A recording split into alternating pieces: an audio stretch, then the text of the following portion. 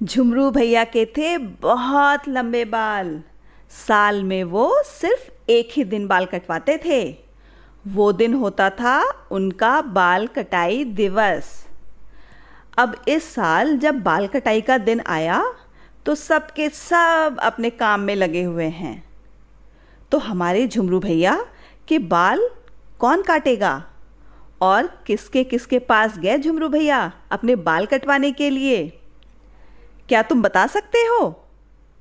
ये जानने के लिए सुनते हैं आज की कहानी सालाना बाल कटाई दिवस, जिसे लिखा है रोहिणी नीलकर्णी जी ने और इसका प्रकाशन किया है प्रथम बुक्स ने। झुमरू के लिए आज का दिन बहुत खास है। आज है उसका सालाना बाल कटाई दिवस। हमेशा की तरह वो गांव के नाई के पास जाने के लिए घर से निकल पड़ा। लेकिन ये क्या, नाई ने तो मना कर दिया। उसने कहा, माफ़ करना भाई, इतने लंबे बाल काटने के लिए आज बिल्कुल भी समय नहीं है। ये सुनकर झुमरू उदास हो गया और अपनी पत्नी से मदद लेने के लिए घर लौट आया। लेकिन उसकी पत्नी ने भी मना कर दिया। इतने लंबे बाल काटने के लिए आज मेरे पास बिल्कुल भी समय नहीं है।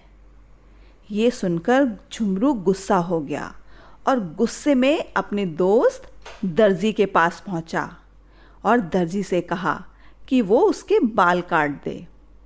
लेकिन दर्जी ने कहा, इतने लंबे बाल काटने के लिए आज मुझे फुर्सत नहीं है। दर्जी की ये बात सुनकर झुमरू और परेशान हो गया। हैरान परेशान झुमरू अपने दूसरे दोस्त बढ़ई के पास गया। लेकिन बढ़ई ने भी वही कहा, भाई इतने लंबे बाल काटने के लिए आज मेरे पास बिल्कुल समय नहीं है। बेचारा झुमरू उदास होकर सोचने लगा, लगता है इस साल बाल कटाई दिवस पर कोई मेरे बाल नहीं काटेगा।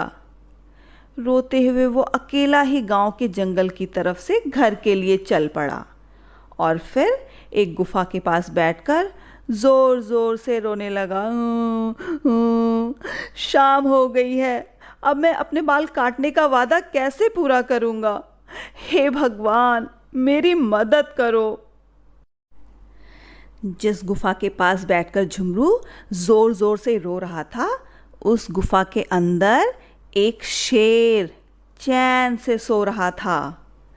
झुमरू के रोने की आवाज़ सुनकर शेर दहाड़ते हुए गुस्से में बाहर निकला और अपने बड़े बड़े पंजे झुमरू को दिखाकर दहाड़ने लगा।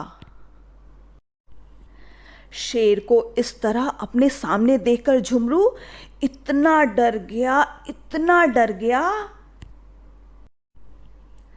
कि उसके सर के सारे बाल गिर गए। झुमरू दौड़ता भागता गिरता पड़ता किसी तरह अपने घर लौट आया और शेर फिर से आराम से सो गया।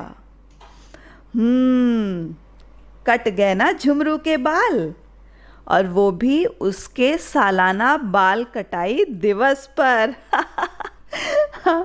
अब तो झुमरू को बहुत लंबे समय तक बाल नहीं काटने पड़ेंगे। बहुत खुश था झुमरू।